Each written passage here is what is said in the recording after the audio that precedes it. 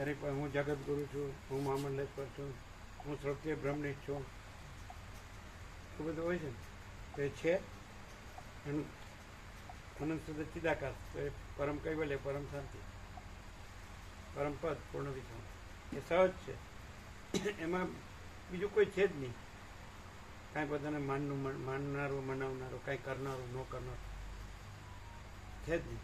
અને આખું પૂર્ણ જ છે નહીં, છે ને.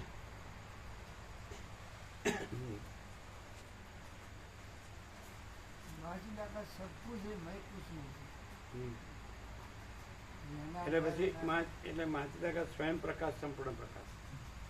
માચિદાકા સ્વયં પ્રકાશ, સંપૂર્ણ પ્રકાશ. માચિદાકા જ્યોતિ અનંત અખંડ ભેદ. માચિદાકા જ્યોતિ મહાતત્વમાં સામાન્ય. માચિદાકા સ્વસમેધ્ય સહજ નિર્વિકલ્પ. અને માચિદાકા પરમ કૈવલ્ય, પરમ શાંતિ. આ તો એકદમ પંચ પરમેશ્વર છે ને, સંપૂર્ણ.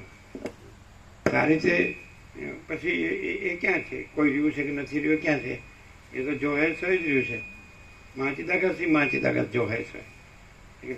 माचिदागस ऊपर कुछ नहीं, उसके सिवा कुछ नहीं, उसमें दूसरा कुछ नहीं, उसमें होता कुछ नहीं.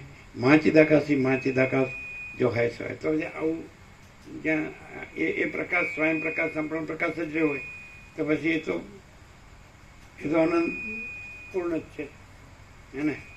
એ તો પરમ કૈવલ્ય જ છે અને તો અજરામર અખંડ વિનાશિક છે ને. અને એ અનંત પ્રકાશ, અનંત આનંદ, અનંત શાંતિ છે જ. અને બીજું છે જ નહીં. એટલે કાંઈ નડતું જ નથી.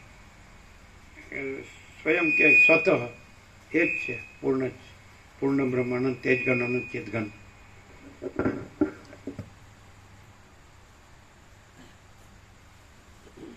પછી એમાં કોઈ છે માણસ અને એના જ્ઞાન અજ્ઞાનને બંધ મોક્ષ એવું કંઈ છે જ નહીં. કોઈ માણસ છે જ નહીં, કોઈ સૃષ્ટિ છે જ નહીં, કોઈ આકાશ છે જ નહીં, અને કોઈ સૃષ્ટિ સ્થિતિ પ્રલય નથી, નામરૂપે નથી, કોઈ વિવિધતા વિચિત્રતા નથી, અને કોઈ જ્ઞાન અજ્ઞાન બંધ મોક્ષે નથી, ગ્રહણ ત્યાગે નથી. શું કહે?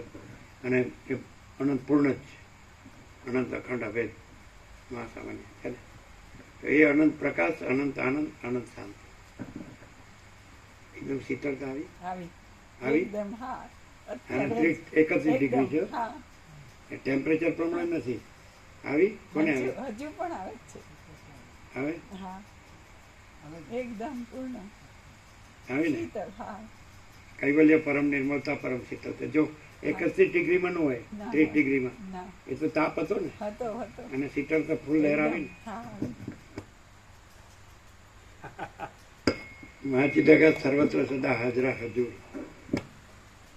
કેવી આવી? એકદમ પૂર્ણ શીતળ. એકદમ. તમને આવી? આવી નહીં, તમને નહીં આવી.